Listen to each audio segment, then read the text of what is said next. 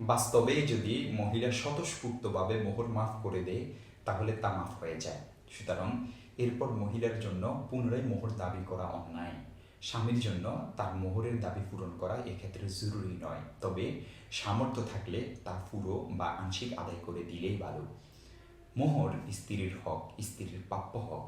তার উপর কোনো চাপ প্রয়োগ করে বা তাকে লজ্জায় ফেলে এই হক মাফ করানো যাবে না। অবশ্য মহিলা যদি স্বতঃস্ফূর্তভাবে বিনা চাপে নিজ থেকে মোহরের হক ছেড়ে দেয় তাহলে তা মাফ হয়ে যায়। দেখতে পারেন সূরা নিসা 6 নং আয়াত। আহকামুল কোরআন কুরতুবীর 5 নং খণ্ড 18 নং পৃষ্ঠা। সহিহ বুখারী 1 নং খণ্ড 352 নং পৃষ্ঠা। বাদাইউস সানাঈ 2 নং খণ্ড 591 নং পৃষ্ঠা। খুলাসাতুল ফাতাওয়া 4 নং খণ্ড 395 নং পৃষ্ঠা এবং 396 নং পৃষ্ঠা ও 402 নং পৃষ্ঠা। আল বাহরুর রাইক 3 নং খণ্ড 150 নং পৃষ্ঠা।